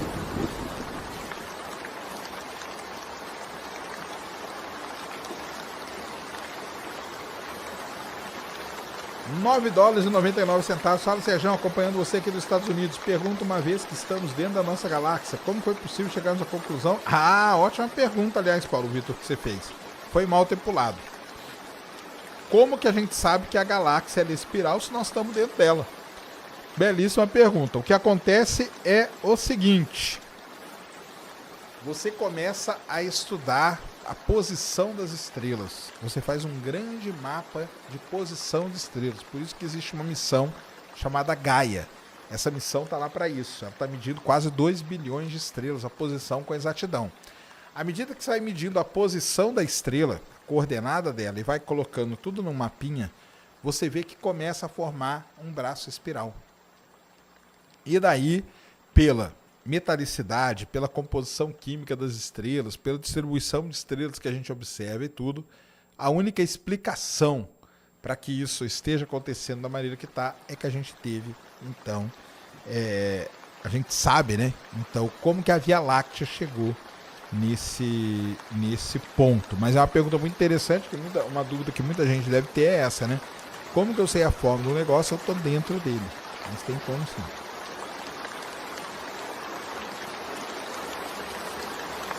Sérgio, você tá no mundo da Barbie? Tô aqui, ó, cara. Pegamos uma mesa ali, ó. Mesinha rosa, emprestada ali do Prosa Guiada. Por enquanto só pegamos a mesa. Ali tem umas esculturas. Tem umas coisas ali, tem, né? Tem os foguetes. Ali tem foguete. Ali tem foguete. Ai, viu? O Flow me expulsou. Vocês gostaram do cenário aqui? Gostaram? Não expulsou não, cara. Eu tô no mesmo cenário. Exatamente no mesmo cenário. Mas o que é, né? Fazer um posicionamento de câmera. Jogar uma luzinha aqui embaixo, ó. Pra dar um charmezinho aqui, ó. Azulzinho aqui, ó. Não tá legal? Fala aí que tá legal.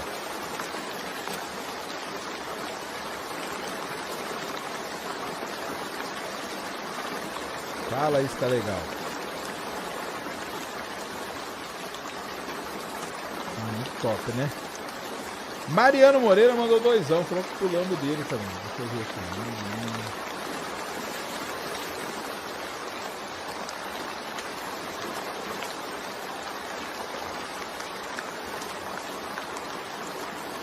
Só pulou o meu.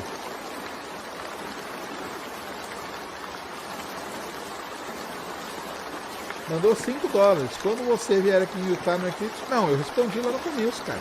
Falando que não dá pra eu ir não, porque vai ser um bate, praticamente um bate e volta aí nos Estados Unidos.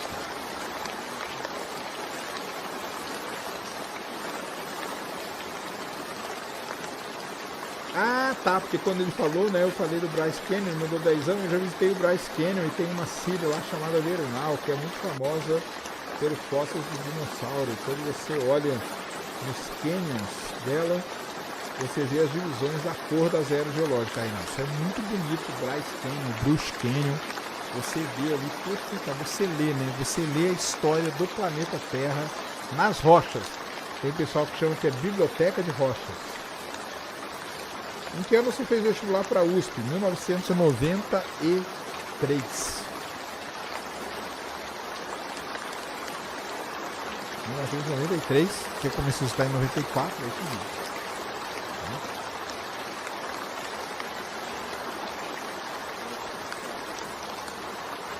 Quê?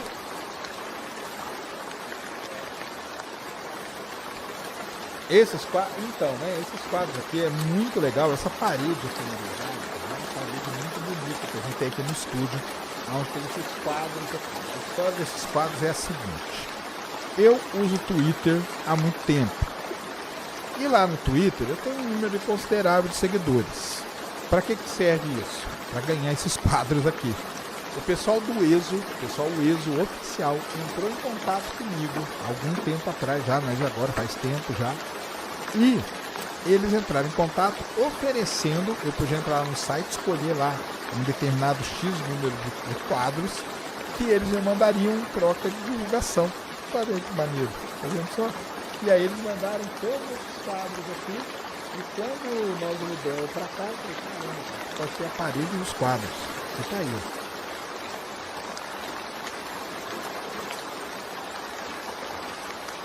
Tem a possibilidade de estudos de núcleos dos planetas do nosso sistema solar baseado no exemplo da Terra? Ah, em análogo pode ter. Em análogo pode ter sim. Quando eu fui na Itália, teve terremoto? Não teve terremoto, cara. Poxa, eu sempre tivesse terremoto. Não tive. Muito bem. Então falamos aí de Starbase, né? Nós temos Starship, a guerra em que tá, o negócio tá feio. E vamos torcer para que acabe logo. Vamos torcer que acabe logo.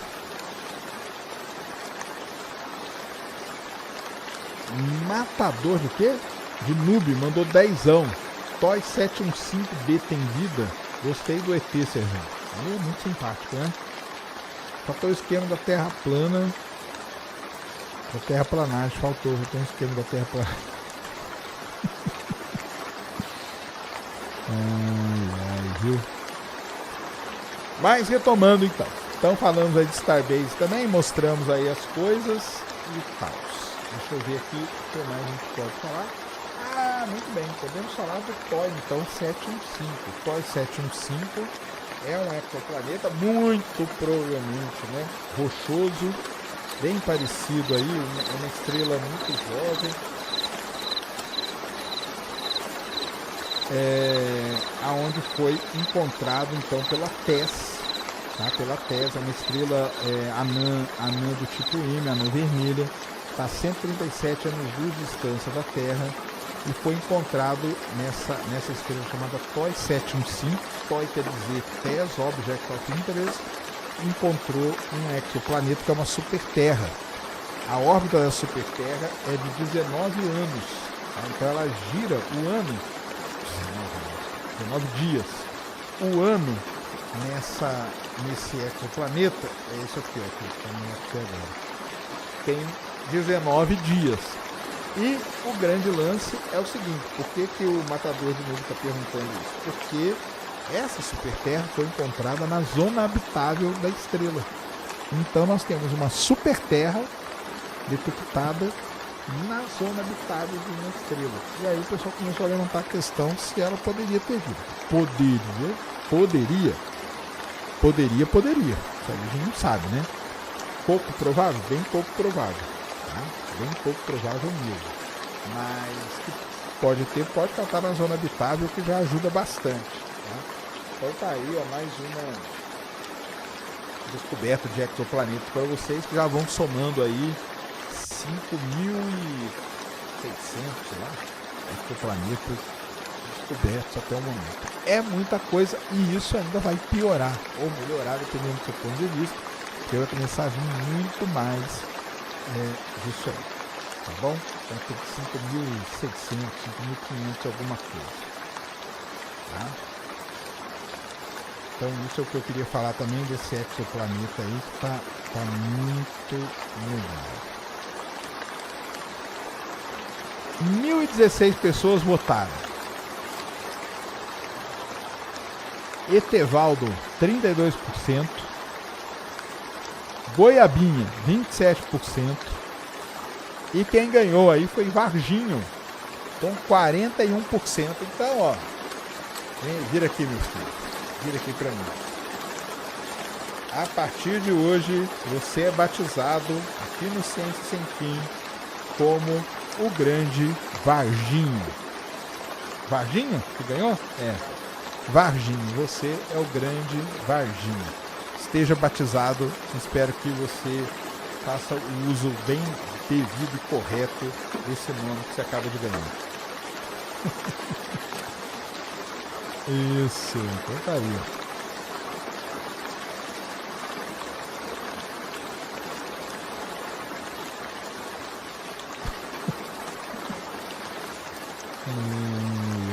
Que decepção, por quê? Que isso? Tomou uma benção. O Varginho aí, o nosso querido mascotinho. Outra coisa que eu ia falar aqui pra vocês. Tem uma outra coisa aqui. Aliás, duas coisas, tá? Uma é uma correção. O pessoal perguntou da Peregrine outro dia aqui e eu falei que ela tinha espatifado na Lua, cara. Eu tava maluco, né? A Peregrine foi aquela sonda que ela foi mandada. Quando ela liberou ali do foguete, ela teve um problema ali que começou a vazar combustível e sem combustível ela não poderia fazer as manobras de pouso na Lua. Então eles estenderam um pouco a missão durou alguns dias, eu não vou lembrar, acho que uns 10 dias, coisa do tipo, e a Peregrine fez o que, cara? Queimou na atmosfera da Terra. Então, você que veio aí me xingar, parabéns, você me xingou com razão. Porque eu falei que ela tinha se patifado na Lua, na verdade ela queimou na atmosfera da Terra. Então essa aí seria, né, a missão da sonda Peregrine. Então isso é uma coisa importante falar. Vai ter outras sondas para a Lua? Vai. Agora, em março, abril, vai ter uma missão que vai levar mais uma sonda lá para a Lua. Porque a Lua, ela está nesse momento. E falando em Lua, nós temos lá na Lua a nossa queridíssima Slim. Lembram? No último programa ela tinha pousado, mas ela pousou meio torto. E aí o painel solar não estava captando energia suficiente. Pois bem, o que aconteceu com a Slim? Acreditem ou não, ela ressuscitou dos mortos. Então, a missão Slim está valendo novamente. E agora eu só preciso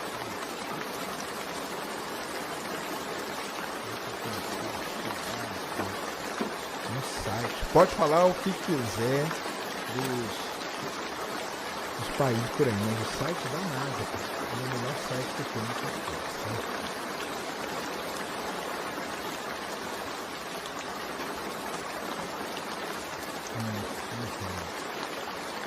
Mas enfim,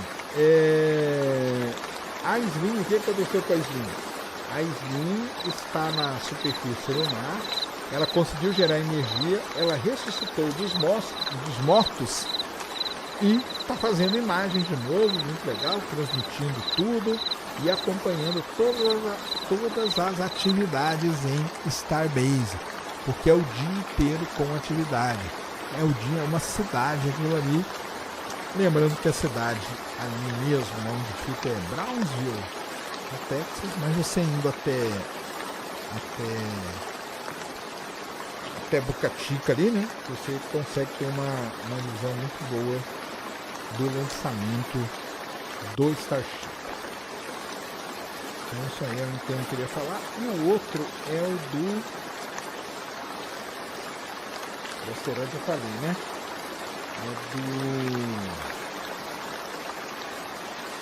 Do Pontisco, né? Se pode dizer assim.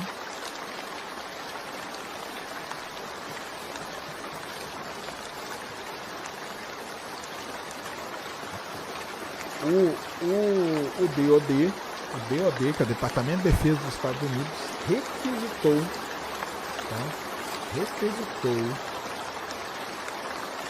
terminar aí o Starship para missões individuais, ou seja, missões que só vão, né, os envolvidos aí no negócio. Então, o DoD acontece isso, ele acaba se envolvendo em coisas que não é chamado, né? Então tá tudo bem para quem acha que tá, né? Os americanos são revoltados com isso, são muitos pesquisadores mais ainda, mas não temos lá muito o que fazer com eles, né?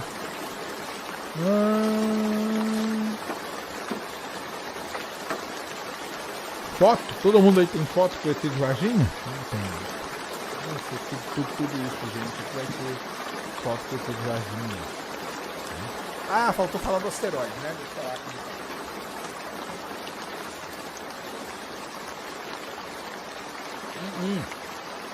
Não faltou não, cara. Eu falei do asteroide, sim. Que passou aí perto da Terra, mas que não ofereceu risco nenhum.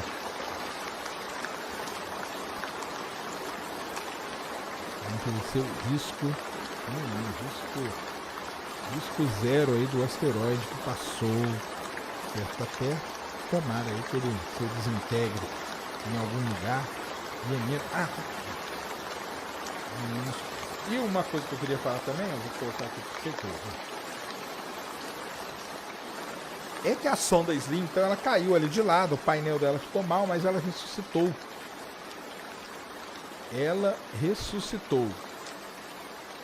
E ao se ressuscitar, ela fez essas imagens aí que vocês vão ver na tela, umas imagens muito legais, tá? Imagens feitas pelo robozinho, o Lev 2, que fica rolando ali perto da... Tá tudo em japonês, não tem... Clica ali para traduzir em português que ele traduz. Aí, ó. Imagens espectroscópicas de 10 bandas, então conseguiu usar o espectro dela, isso é muito bom. Fora todo o resto, então aí está explicando que ela caiu de lado mesmo, teve problema, mas ela reavivou. Vai descendo aí, porque eu acho que tem as imagens aí, ó. Então, tá aí, ó. Então, isso aí são imagens novinhas, tá? Acabaram de sair da sonda Slim do Japão, lá na Lua. Tá vendo só? Vai passando ali que deve ter mais. Aí o pessoal dá nome, né, para as rochas e para algumas feições, para facilitar principalmente, né, no caso aí, o seu movimento de ascensão, como carro desse. E coloca ali, vai descendo aí, tem mais, né? Aí, ó, tem essa pequenininha. Essa pequenininha é muito legal, ó, porque ali a gente consegue ver as sombras, ó. As sombras super esticadas. E aí o que vai acontecer agora com a Slim? Agora ela vai morrer mesmo, tá? Agora ela vai morrer mesmo, por quê? Porque ela não tem o que ela... Não tem o que ela recuperar energia. Vai entrar à noite ali no local onde ela tá pousada e não vai ter. Mas então ela pousou, hibernou, reviveu e agora irá descansar. A nossa queridíssima, ela mandou essas fotos aí, as últimas aí, antes do anoitecer lunar. Então, um negócio muito interessante mesmo da missão Slim da JAXA, Agência Espacial Japonesa. E agora, no mês de fevereiro, vai uma outra missão particular para a Lua, que é a missão Intuitive Machines, a peregrina da Astrobotics, né, uma empresa. E agora a Intuitive Machines vai mandar a sua missão para a Lua. É exatamente isso que acontece. Então falamos da estação, falamos dos asteroides.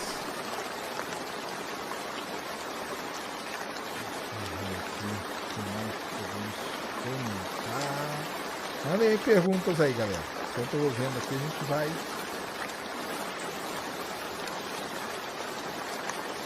Enquanto eu vou vendo aqui, a gente vai se entretendo. Giovanni Santiago mandou 10.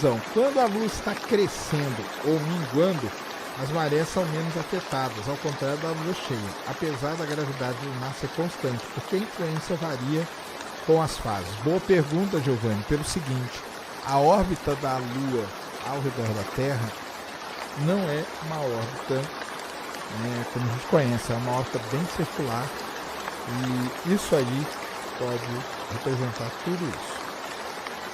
Beleza? Então a influência não tem nada disso. A Lua, ela age como uma massa só, e é isso que vai influenciar as marés. Se ela está numa determinada fase, não tem problema. Agora, quando ela está alinhadinha, tem. Por que isso não acontece sempre? Porque existe uma variação na inclinação da órbita da Lua com relação à Terra. Uma variação de... não vou lembrar agora. 5 graus. 5 graus. Tá? 5 graus. Por que tu só responde superchat? Não estou respondendo só superchat não, cara. Manda aí pergunta interessante que vai ser respondida. Marcos Mateus mandou 5. Sérgio, manda um abraço pra família Carão, Areia Branca, Rio Grande do Norte. Um salve, tamo junto, tá?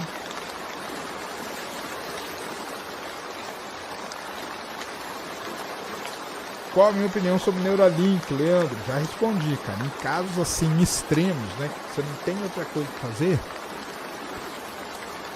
eu acho que é válido. Agora, sei lá, de graça, eu acho que não.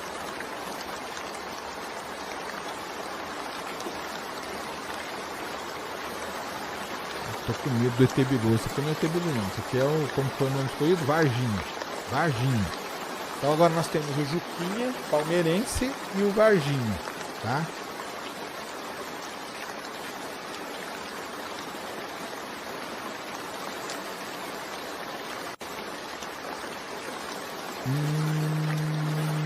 Lauro C passou por percebido o seu superchat. Vamos ver aqui. Lauro C, procura aí, Cris.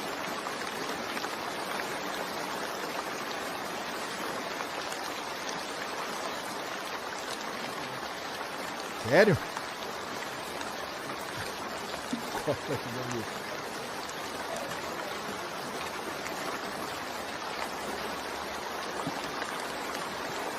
Cola aí pra mim.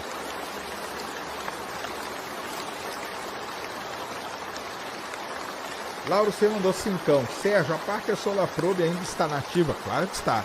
Quais as descobertas recentes e como ela é feita para aguentar a temperatura? A temperatura ela aguenta porque ela tem um escudo de calor muito poderoso, tá? Que aguenta até muito mais do que a temperatura que ela está passando. E como? Quais as descobertas recentes dela? Cara, ela descobriu...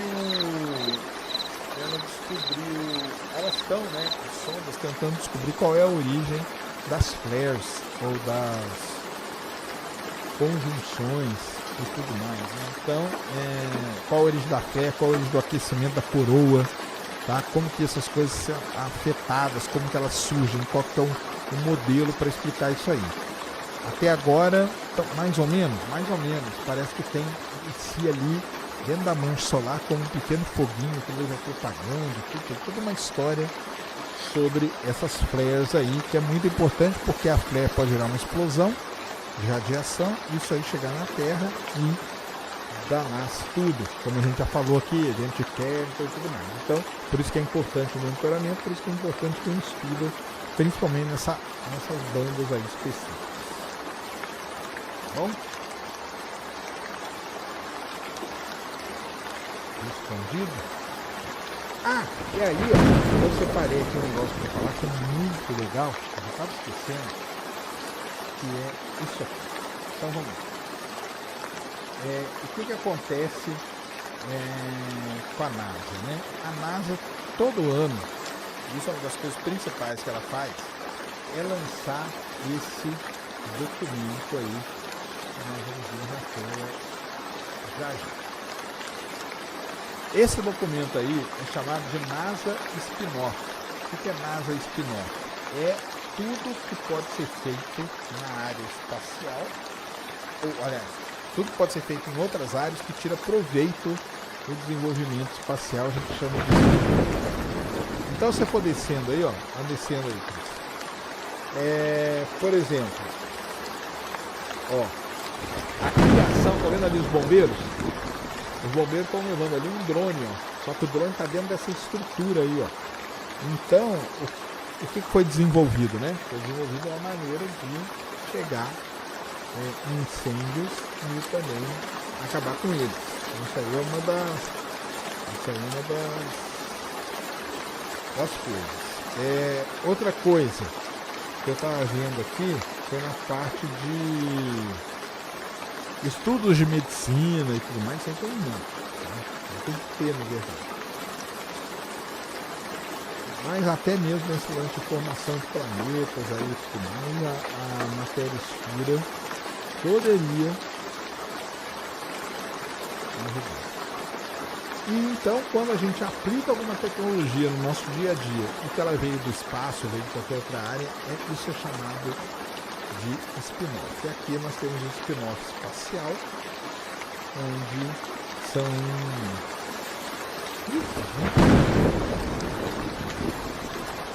beleza? Spin-off 2024, o Cris vai deixar o link ali, ó, de novo ali para vocês na descrição. Na descrição não, né? Nos links úteis lá dentro da NG99. CSF News, tá? Na descrição você tem os links para as páginas ali do WhatsApp que falam sobre tudo que está acontecendo em Starbase, tá? O áudio tá baixo? O pessoal falando que o áudio tá baixo, tá? Aumenta? Tá. Aí eu aumento o apito também.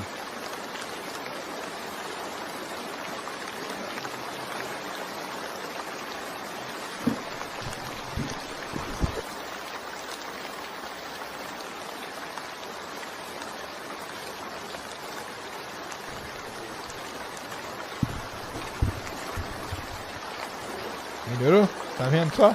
Então aí, ó. Oi. Testando. Tá aí, ó. Aquela coisa, não tem explicação. Tem coisas na vida que não tem explicação. Tem vontade de fazer um podcast com alguém da gringa, Neil deGrasse Tyson? Tenho, com o Neil deGrasse, com o Brian Greene, principalmente. Mais com o Brian Greene, sabia? Paulo Dantas, fala sobre a construção da base lunar. Cara, essa semana aí não teve nem notícias sobre isso muito, tá? Mas as bases lunares, elas vão ser construídas aí. Estados Unidos, NASA, ESA, tá? Tem alguma possibilidade de viajarmos algum dia para outro universo?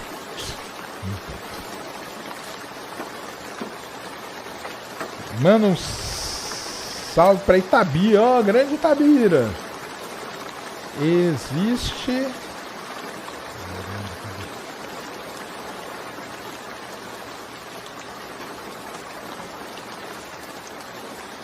Existe algum planeta do universo passando pelo próprio processo que a Terra passou, mas gerar vida? Então, não tem, né? A gente descobre coisas mais novas, né? Tem que esperar esses chegarem nesse processo, né? Jefferson William mandou 5. Sérgio, se o Sol teve irmãs gêmeas, será que elas entrariam no mesmo estágio? Está 1. E qual seria, deve ser, né? Qual seria esse estágio? Então, sua pergunta aqui tem duas fases. Sim, o Sol teve irmãs gêmeas. Existe um trabalho muito interessante que é feito aí pelo mundo, que é em busca das irmãs gêmeas do Sol. Isso é muito difícil de fazer na astronomia, extremamente difícil, mas esses caras fazem isso. E depois você está perguntando aqui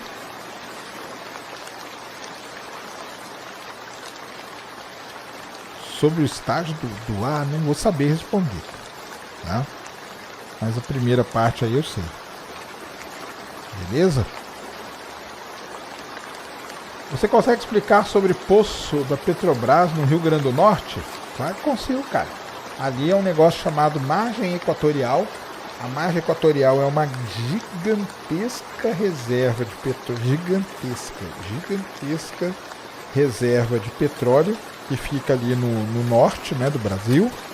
E depois de muita briga, muita confusão, a Petrobras conseguiu licença para furar um poço, o que é excelente, porque aí vai controlar. A gente vai saber se é daquele jeito mesmo, né? Já acompanhou junto com a equipe o monitoramento do Sol? Nunca, não acompanhei.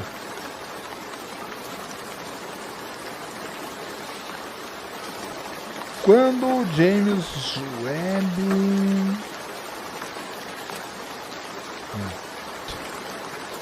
Tem novidades da Juno? Tem novidades da Juno. Amanhã ela tá passando por... Amanhã ela tá passando por Io de novo, tá?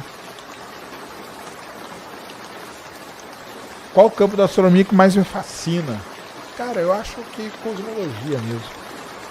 Saber o início e o destino do nosso universo.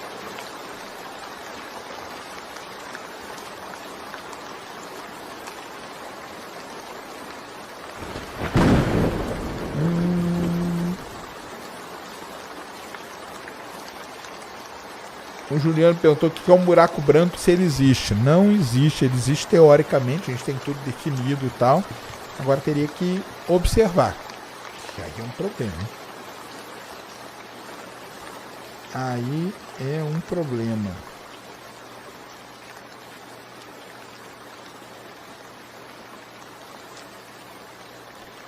Vai de leve no energético aí. Sérgio, porque a temperatura na coroa solar é bem... mas aí, cara, você está querendo que eu ganhe o prêmio Nobel, cara. Eu não sei. Na verdade, ninguém sabe. As sondas estão lá para isso. Para descobrir por que a coroa, que já era para representar uma queda de temperatura, a temperatura bate milhões de graus. Não faço a menor ideia. Vai ter lançamento hoje? Hoje acho que não, né? Se não me engano, o próximo é dia 6, tá? Deixa eu ver aqui, sim. Então falamos do spin-off. Baixem lá o spin-off, que é muito interessante para você saber. Falamos da Slim, que voltou a dar resposta. Falamos tudo da Starship aqui rapidamente. Dos lançamentos. Deixa eu ver se não estamos pulando. Se não estamos pulando nada.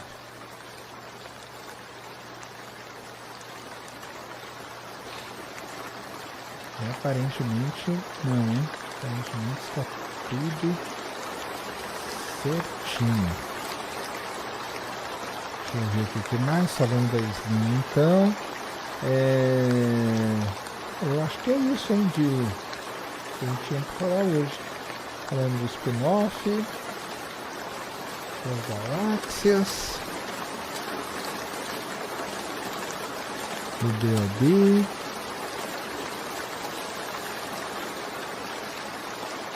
Acho que é isso, né, chat? Vê aí se você lembra de alguma coisa. Sérgio, tem problema em dizer te amo? Não, Leandro, pode dizer. E aí, acabei de chegar, pena que perdi. Fica gravado, tá? Maísa perguntou do emblema. Não temos emblema no Ciência Sem Fim News, tá? Me responde. Eu amo astronomia e tenho passado, Sérgio, por que não mandamos embriões para se reproduzir no espaço? A gente manda embrião, sim. A estação espacial tem tudo isso.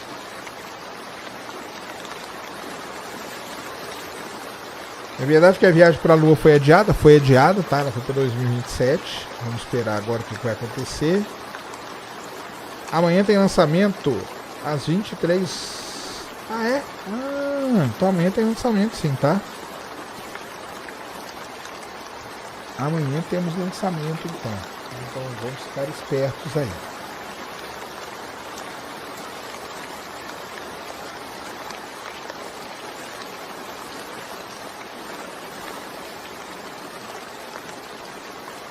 Vamos ver aqui. Não é porque eu quero te conhecer. É porque você merece, viu, seu João? Você... Ah, tá bom. Tamo junto aí, cara. Tá?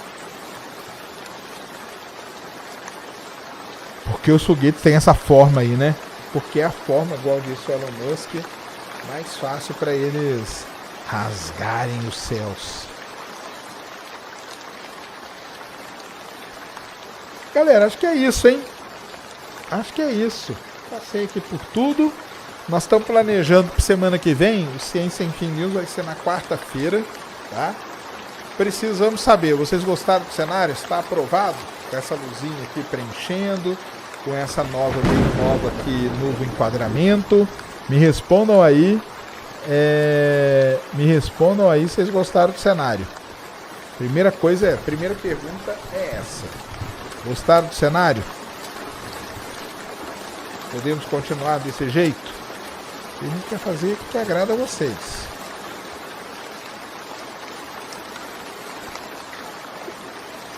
Tira a dúvida aí, manda aí, skatista.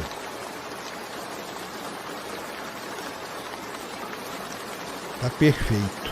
Boa. Mande aí sua dúvida. Giovanni Santiago mandou 10. Ao encontrar o Hélio 3 na Lua, como será refinado e quanto de energia ele duraria? Você não refinaria ele lá, tá? Não refinaria ele lá.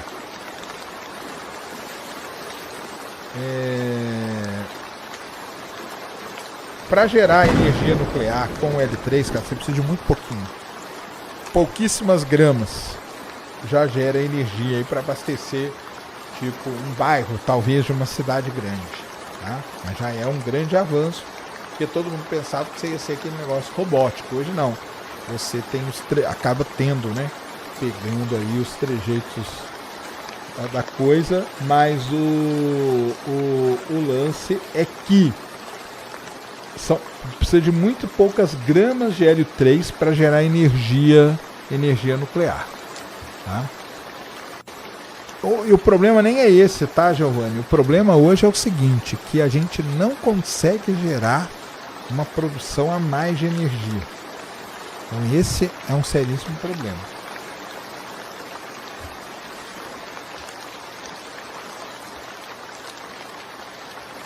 Ficou show. Gostaram Então gostaram do cenário? Muito obrigado a todos que responderam. Gostaram dos temas abordados? Esse lance assim de trazendo essas notícias. Vocês estão comigo aí? Estão firme? Vamos nessa? Lança a tua biografia. Vou lançar a biografia. Nem 40, nem 50 anos lançar a biografia. Olha com isso.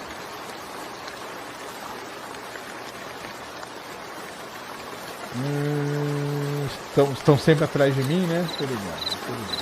Tô ligado. Todos esses cumprimentos aí, maromba, é comigo mesmo.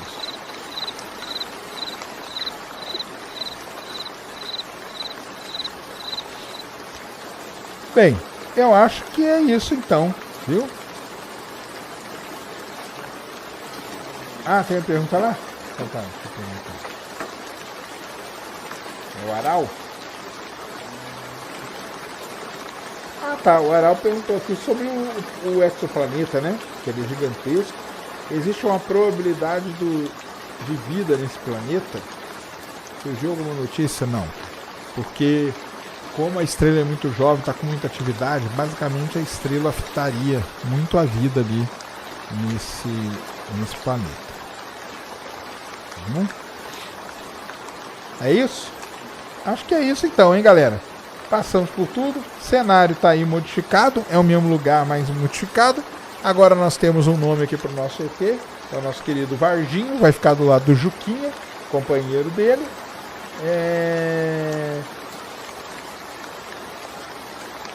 Valeu demais a todos. Semana que vem